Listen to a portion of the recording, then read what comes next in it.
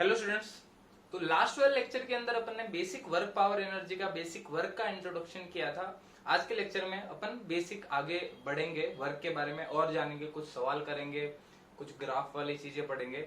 Right. तो last lecture के अंदर अपन ने एक चीज पढ़ी थी कि वर्क डन अपन को निकालना है। तो वर्क डन बेसिकली होता है फोर्स और डिस्प्लेसमेंट का डॉट प्रोडक्ट, या तो उसको एफ डी कॉस थीटा भी अपन लिखते हैं। ठीक है। और मैंने बोला था जब इंटीग्रेशन होगा तब अपन को क्या करना है, एफ एक्स आई के प्लस एफ वाई जे के प्लस एफ जेड। ठीक है। और अगर तुम्हें एक पॉइंट से दूसरे पॉइंट पे है तो डी एक्स आई के प्लस डी वाई जे के प्लस डी जेड। ठीक है। और तुम्हें पॉइंट अगर दिया है let's say x1 y1 z1 से x2 y2 z2 पे, तो यहाँ पर तीनों को अलग अलग करके डिफरेंशिएट करना है। ये चीज का डिस्कशन अपन ने लास्ट लेक्चर के अंदर किया था और इस पे न्यूमेरिकल भी किए थे अपन ने। राइट। तो आज के लेक्चर में थोड़ी और आगे बातें करते हैं। कंजर्वेटिव फोर्स क्या होता है, नॉन कंजर्वेटिव फोर्स क्या होता है। हो सकता है तुमने ये बातें सुनी हो, कंजर्वेटिव नॉन कंजर्वेटिव। राइट। आज थोड़ा और बातें समझेंगे उसकी। उससे पहले एक सवाल करते हैं। लेट्स से मैंने एक और चीज बताई थी कि तुम्हें याद रखना है कि जो अपना वर्क डन है वो रेफरेंस फ्रेम पे डिपेंड करता है। राइट। बिकॉज वर्क डन के केस में वर्क डन का जो फॉर्मूला है उसके अंदर डिस्प्लेसमेंट आता है and displacement depends upon the reference frame. Right. Displacement reference frame पे डिपेंड करता है, तो इसलिए वर्क डन भी रेफरेंस फ्रेम पे डिपेंड करता है। अलग अलग फ्रेम में वर्क डन अलग अलग रहेगा। राइट। तो ये बात समझनी है तुम्हें। लेट्स से अपने पास एक ब्लॉक है, उसके ऊपर मैं कोई फोर्स लगा रहा हूं 20 न्यूटन। ठीक है। लेट्स से 37 डिग्री सेल्सियस पे, सॉरी सेल्सियस नहीं, 37 डिग्री एंगल पे मैं 20 न्यूटन का फोर्स लगा रहा हूं। तो मुझे बताना है find work done in 5 seconds. ठीक है। मुझे ये बताना है कि 5 सेकेंड के अंदर इस वाले ब्लॉक पे, जो भी ब्लॉक है लेट्स से उसका मास अपन ले ले 4 kg। ठीक है। तो ये जो 4 kg का ब्लॉक है उसके ऊपर 5 सेकेंड में कितना वर्क डन होगा। राइट। ये अपन को फाइंड आउट करना है। तो पहले तो इसको ट्राई करो। वर्क डन का सिंपल फॉर्मूला लगाना है फोर्स इनटू डिस्प्लेसमेंट। तो तुम्हें बेसिकली 5 सेकेंड के अंदर ये वाला ब्लॉक है वो कितना डिस्प्लेस करेगा, राइट, वो वाली चीज निकालनी है। तो ट्राई करो पहले तो। राइट। इस 20 न्यूटन के तो पहले दो पार्ट पढ़ेंगे। Right. 20 cos 37 and this is 20 sin 37. 20 cos 37 is basically 16 and 20 sin 37 is 12. तो ये बात अपन जानते हैं। अब ध्यान से देखोगे तो इस ब्लॉक का जो भी एक्सेलरेशन आएगा, ठीक है, अब मैं ऐसा मानता हूं कि इनिशियली ये ब्लॉक रेस्ट पर था, जब तक नहीं दिया है तब तक। राइट। लेट्स से कि इनिशियल स्पीड ब्लॉक की क्या है, अपन को 0 माननी है। राइट। चलिए अब अपन को क्या करना है, 5 सेकेंड के अंदर उसका डिस्प्लेसमेंट निकालना है। डिस्प्लेसमेंट के लिए डिस्प्लेसमेंट का फॉर्मूला अपन को पता है, d is equal to u t plus half a t square. तो उसके लिए मुझे u तो देखो u तो 0 है, अगर तुम्हें इनिशियल स्पीड दी होगी तो वहां पुट कर देना है, सिंपल। अब एक्सेलरेशन की वैल्यू निकालनी पड़ेगी कि इस वाले ब्लॉक का एक्सेलरेशन कितना है। अब मुझे एक्सेलरेशन डायरेक्ट नहीं दिया है, मुझे इस ब्लॉक पे फोर्स दिया है और वहां से एक्सेलरेशन निकालना है। और फोर्स भी देखो कुछ एंगल पे दिया है। और पहली बात मैंने ये बात न्यूटन्स लॉज ऑफ मोशन में भी बताई थी कि जो भी बॉडी है उसका जो भी एक्सेलरेशन आएगा हॉरिजॉन्टल सरफेस से, वो हॉरिजॉन्टल डायरेक्शन वाले फोर्स की वजह से ही आएगा। देखो 12 न्यूटन वाला जो है वो कोई भी रोल नहीं दे रहा है इसके एक्सेलरेशन में। इसको एक्सेलरेशन देने के लिए सिर्फ और सिर्फ 16 न्यूटन जो यहाँ पर लग रहा है हॉरिजॉन्टल डायरेक्शन में, वही रोल पे कर रहा है यहाँ पर। राइट। तो अपन एक्सेलरेशन ऑफ द पार्टिकल क्या लिख सकते हैं, फोर्स अपॉन मास। फोर्स कितना है 16, हॉरिजॉन्टल डायरेक्शन में डिवाइड बाय 4। ठीक है। तो ये कितना आ गया बच्चों, 4 मीटर पर सेकंड स्क्वायर। तो एक्सेलरेशन आ गया, तो वहां से हम सीधा पार्टिकल का डिस्प्लेसमेंट निकाल सकते हैं इन 5 सेकेंड। ठीक है। तो देखो यहाँ से डिस्प्लेसमेंट कितना आ जाएगा, 1/2 इंटू 4 इंटू 5 का स्क्वायर 2, तो दिस इज 50 मीटर। राइट। अब वर्क डन क्या आता है भाई, फोर्स इंटू डिस्प्लेसमेंट। राइट। तो फोर्स का कौन सा कंपोनेंट, देखो या तो एफ डॉट डी लिखो, मतलब एफ डी कॉस थीटा करके 20 इंटू डिस्प्लेसमेंट इंटू साइन 37 कर दो, सॉरी कॉस 37, राइट। या तो सीधा ये वाला कंपोनेंट ले लो, क्योंकि वो करोगे तो बाद में 16 ही आना है, राइट। चलिए, तो एफ कौन सा फोर्स रिस्पॉन्सिबल है वर्क डन के लिए, 16, तो 16 इंटू उसका डिस्प्लेसमेंट कितना है 50, तो कितना आ गया 800 जूल, राइट। तो इस टाइप के सवाल जो काइनेमेटिक्स को मिला के, देखो अब ये वाला फेज आ गया है कि तुम लोगों को काइनेमेटिक्स, एनएलएम, फ्रिक्शन, सबके सवाल मिलके अब पूरा पाइल अप होता जाएगा, ठीक है। अब सारे के सारे सवाल एक दूसरे से कनेक्टेड रहेंगे, तो काइनेमेटिक्स का थोड़ा यूज है, देख लो भाई इसको एक बार अच्छे से, राइट। चलिए, अब जैसे तुम्हें याद हो तो जब मैंने इंटीग्रेशन पढ़ाया था तुम लोगों को, तो इंटीग्रेशन के टाइम पे एक अपन ने डिस्कशन किया था कि भाई इंटीग्रेशन y dx जो है, what is integration y dx? Integration y dx is basically area under y versus x curve. जो y वर्सेस x का जो कर्व है उसके अंडर का जो एरिया है which is integration y dx। तो इंटीग्रेशन y dx वो शो करता है area under y versus x curve, right. चलिए, अब अपन को पता है वर्क डन इक्वल टू होता है integration force into displacement, integration F DS, right. तो यहां से क्या अपन को समझ में आता है कि अगर तुम्हें फोर्स और डिस्प्लेसमेंट उनका ग्राफ दिया है अगर तुम्हें, ठीक है, तो वहां से सीधा अगर तुम लोग उसका एरिया अंडर कर्व निकाल लोगे तो तुम्हें क्या आ जाएगा, एरिया अंडर कर्व निकाल लोगे तो क्या आ जाएगा, वर्क डन आ जाएगा, सिंपल, ठीक है। लेट्स से कि अगर तुम्हें यहां पर एफ दिया है और इधर एक्स दिया है, कोई भी कर्व दिया है एक्स वाई जेड, ठीक है, तो एक्स की लिमिट जब यहां से यहां रखोगे, let's say this is x1, this is x2, ऐसा कुछ है, तो ये जो एरिया अंडर कर रहेगा वो क्या आएगा, इंटीग्रेशन एफ, और ds को मैं थोड़ी देर के लिए क्या लिख लेता हूं भाई, dx, क्योंकि सिर्फ x डायरेक्शन में है, x1 टू x2, ठीक है। तो यहां से अपन को क्या मिला, area under f versus x curve will give us work done, ठीक है भाई। तो जो भी तुम्हें f वर्सेस x का कर्व दिया हो तो उसका एरिया अंडर कर्व जो भी है अपन को क्या देगा, वर्क डन देगा, राइट। तो सीधे से इस टाइप के ग्राफ के सवाल काफी बार तुम्हें आते हैं। जैसे फॉर एग्जांपल अगर मैं एक एग्जांपल दूं इसका, सिंपल ग्राफ बना के तुम्हें पूछ लेंगे कुछ इस तरीके से, let's say this is f, this is x, कुछ ऐसा दिया है, let's say this is 10 newton, ठीक है, this is 2 metre, this is 6 metre, this is 8 metre. तो मुझे पूछा है कि 8 मीटर तक वर्क डन कितना है, कि पार्टिकल ने 8 मीटर डिस्प्लेसमेंट किया, 6 मीटर तब तक का डिस्प्लेसमेंट कितना होगा उसका, तो 6 मीटर तक का जो एरिया अंडर कर है ना ये वाला, बस उसको फाइंड आउट करके आंसर निकाल दो, ठीक है। बहुत सारे सवाल एरिया अंडर कर पे आ सकते हैं, work done up to 8 metre, ठीक है, अपन पूरा ही निकाल देते हैं, 8 मीटर का जो भी है, 8 मीटर तक का वर्क डन, तो क्या होगा भाई, एरिया अंडर कर्व, ठीक है।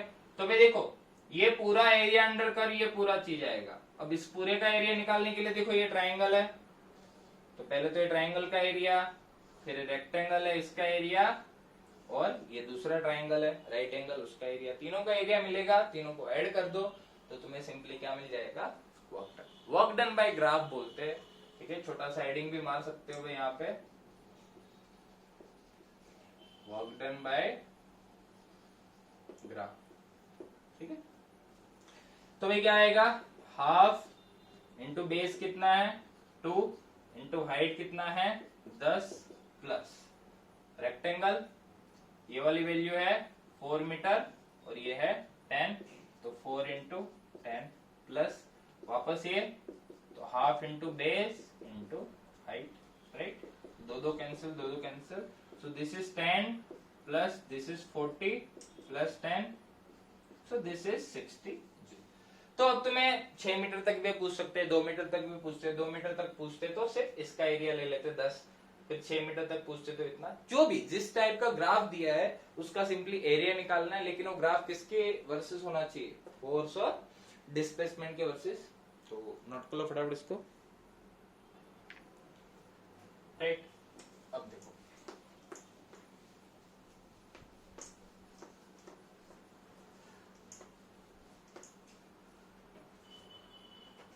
लेट्स से कि अपने पास कुछ ऐसा सवाल है,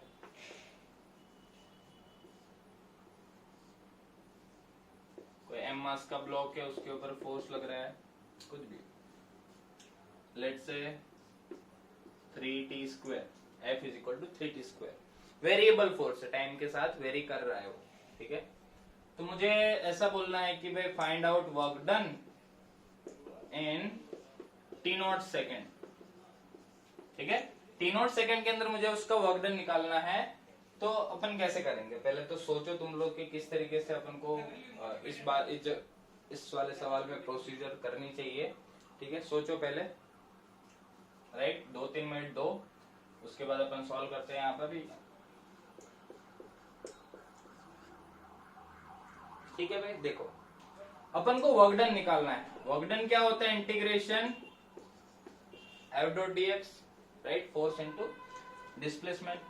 तो देखो फोर्स तो अपने पास है 3t², टाइम का फंक्शन है, बट यहां पर x का फंक्शन है, तो लेकिन अपन को तो x के फंक्शन से कोई मतलब नहीं है।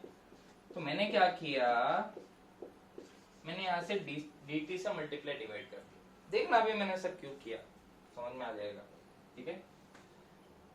तो भाई dx by dt क्या होता है, dx by dt is basically speed, velocity v, ठीक है। तो इसको मैं क्या लिख सकता हूं, integration 3t² into v into dt। अब अपन को कैसे भी करके v मिल जाए इन टर्म्स ऑफ t। तो देखो सारा क्या सारा जो ये भी t में हो गया और लिमिट भी t में, पहले क्या था, इधर t था लेकिन इधर dx था, तो मैंने वहां पे t बनाने की कोशिश की। अब देखो v कैसे मिलेगा, अपन को फोर्स पता है, फोर्स इज इक्वल टू है 3t², और फोर्स इज इक्वल टू होता है mass into acceleration of the body, right. तो यहाँ पर एक्सेलरेशन ऑफ द बॉडी क्या आएगा, 3t² बाय m, 3t²/m आएगा, राइट। तो एक्सेलरेशन की वैल्यू क्या हो जाएगी भाई, dv by dt is equal to 3t²/m, simple, ठीक है। तो यहां से अपन को v मिल जाएगा। देखो 3m तो कांस्टेंट है, तो इधर देखो dv इज इक्वल टू क्या आएगा, 3t²/m इंटू dt, सिंपल। दोनों साइड क्या करो भाई, integration.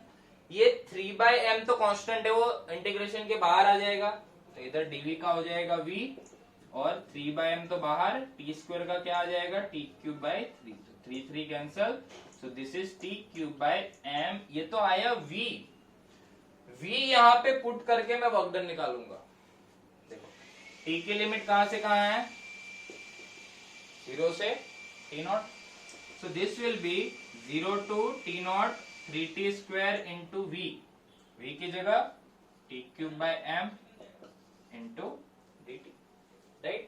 so this will be 3/m बाहर, इंटीग्रेशन t⁵ dt 0 से t0, ठीक है। t⁵ का क्या होगा, t⁶/6, तो अपन इसको यहां थोड़ा लिख लेते हैं।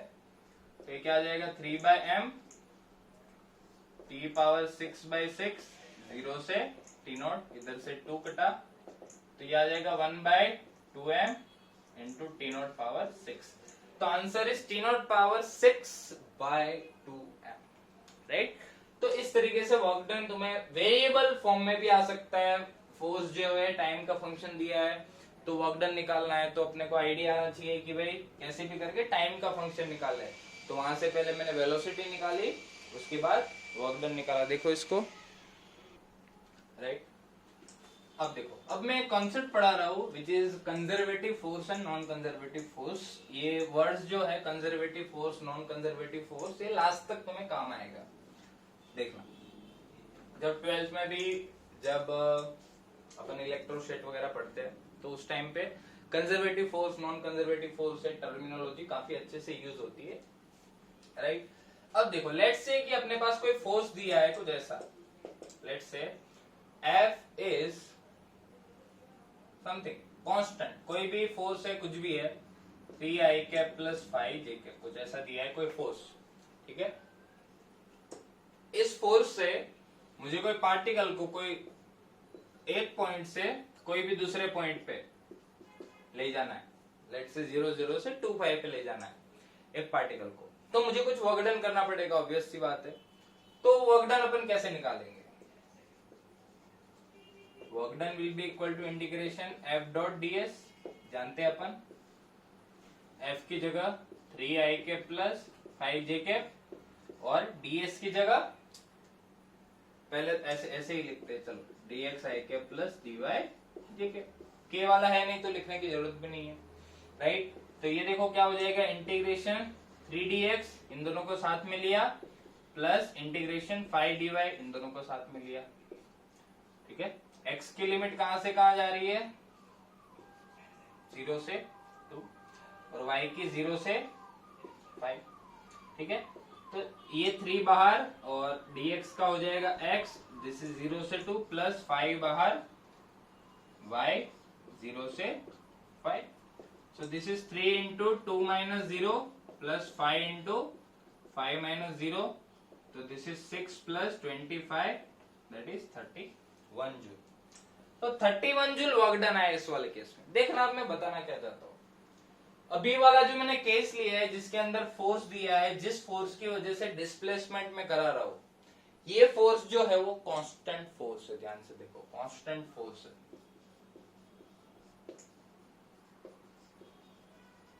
Constant force, right. अब देखो या तो फोर्स इस टाइप का हो सकता है, लिखते जाना सब, इसको लिखोगे, लास्ट में मैं 3-4 चीज बताऊंगा, सबको मिला के एक बात बताऊंगा कंजर्वेटिव नॉन कंजर्वेटिव वाली जो याद रखनी है।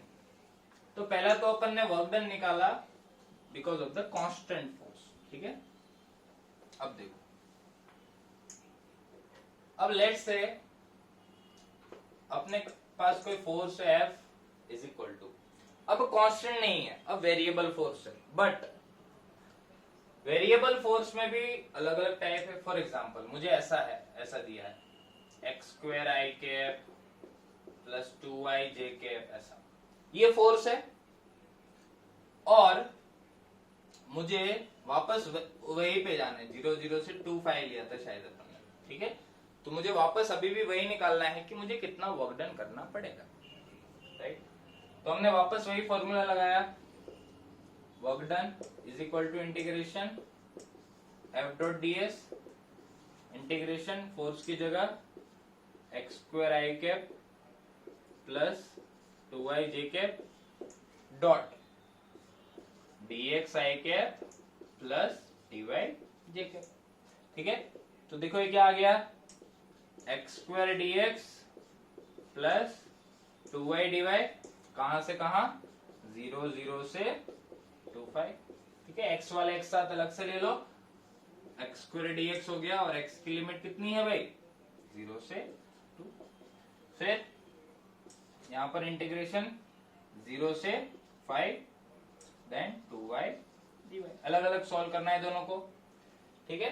तो x स्क्वायर dx का क्या हो जाएगा, x क्यूब बाई 3 हम सब जानते हैं, लिमिट 0 से 2 प्लस 2y dy, ठीक है। तो 2 बाहर, y का क्या हो जाएगा, y स्क्वायर बाई 2 0 से 5, कोई भी 2 पॉइंट दे सकते हैं मतलब, ठीक है। तो यहां से 2 का क्यूब बाई 3, 0 तो रखने की जरूरत नहीं है, प्लस ये 2 कैंसिल और यहाँ पर 5 का square, so this is 8 by 3 plus 25, तो आ गया 75, देखो एलसीएम आ गया 3, तो 75 प्लस 8 हो जाएगा 83, so this is 83 by 3 joule, ठीक है।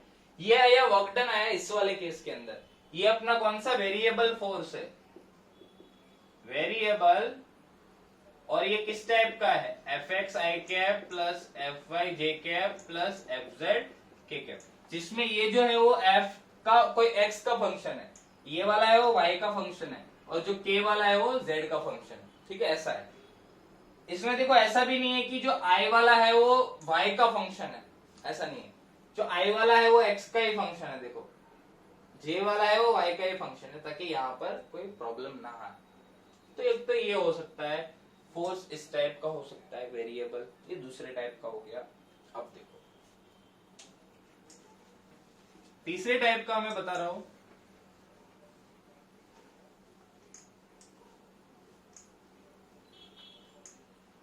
जैसे तुम्हें ऐसा फोर्स दे दिया, लेट्स से, काफी बारी यूज होता है और बहुत आसान सवाल होते हैं ये वाले।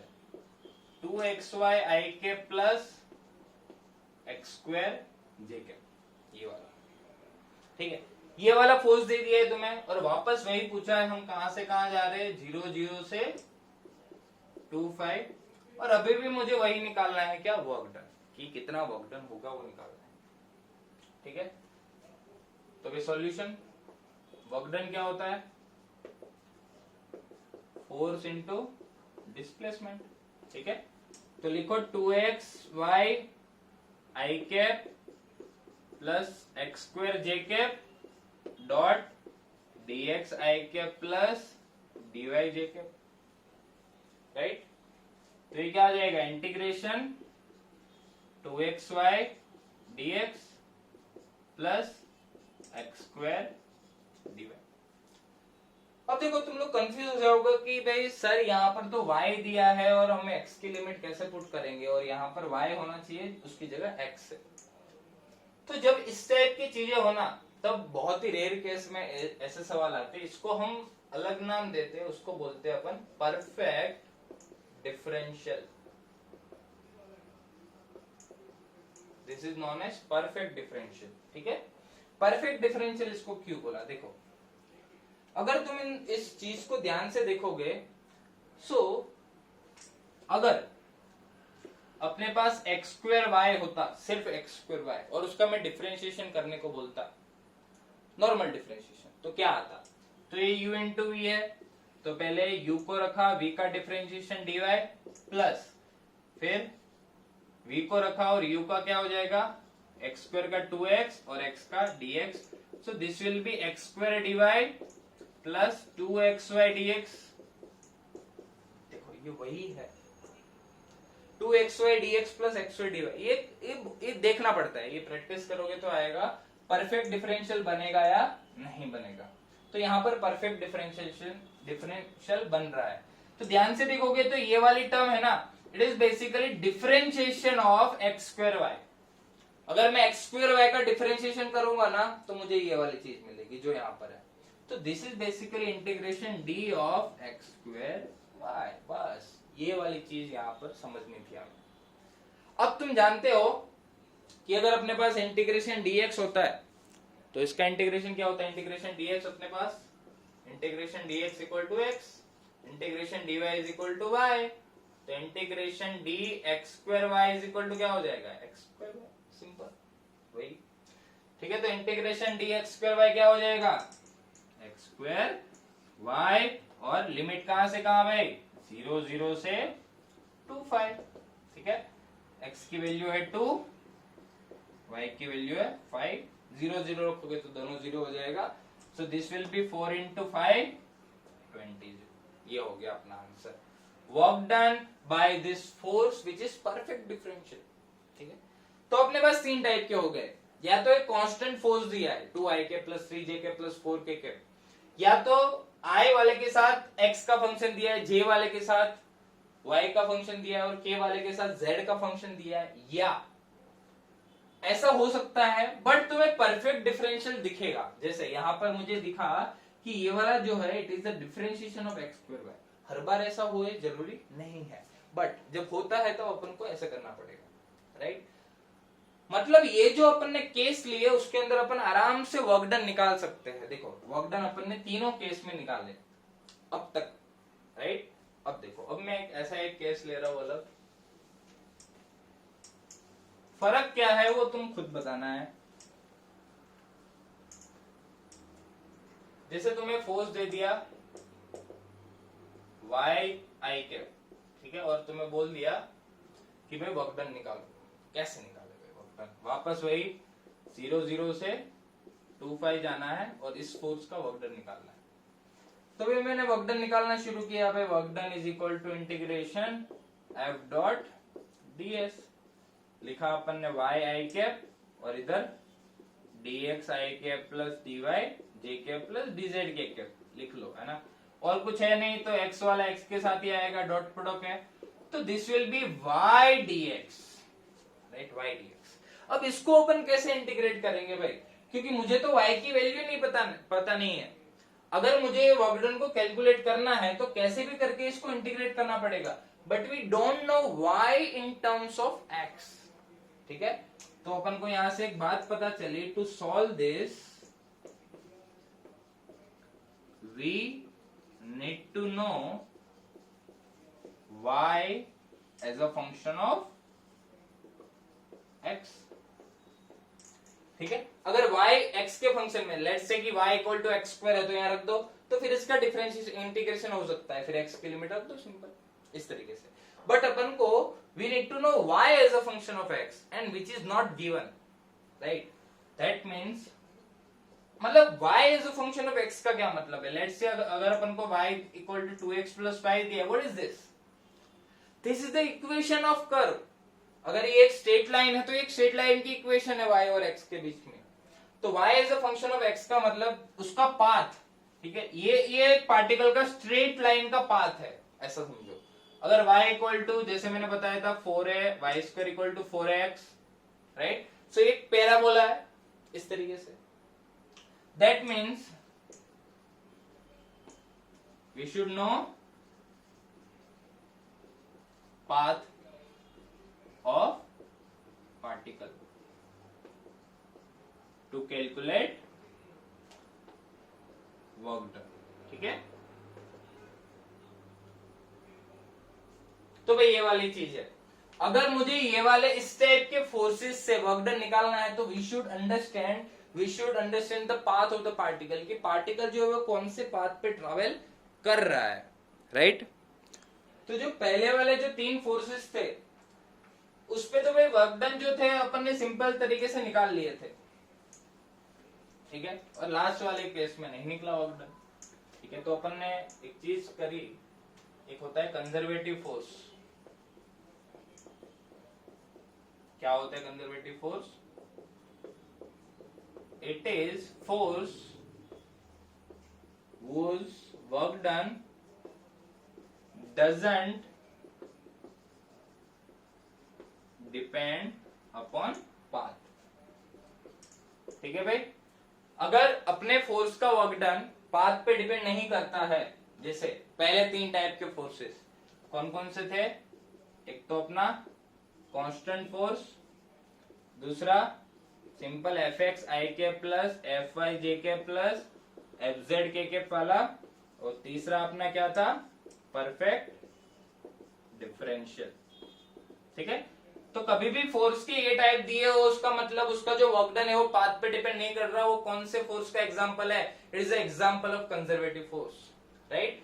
और कंजर्वेटिव फोर्स के एग्जांपल कुछ एफ ई एफ जी, मतलब ग्रेविटेशनल फोर्स, फिर ये क्या है? इलेक्ट्रोस्टैटिक फोर्स, ठीक है। ये सारे फोर्सेस कैसे? कंजर्वेटिव है, मतलब इनका जो वर्क डन है वो पाथ पे डिपेंड नहीं करता है, ये बात याद रखना। और जैसे कंजर्वेटिव है वैसे ही आएगा अपना नॉन कंजर्वेटिव फोर्स, जो उनका लास्ट वाला जो फोर्स था, it's work done depends upon the path, ठीक है। वो पाथ पे डिपेंड करता है, अपन को पाथ पता होना चाहिए तभी हम उसको वर्क डन निकाल सकते हैं। तो ऐसे फोर्सेस को क्या बोलेंगे?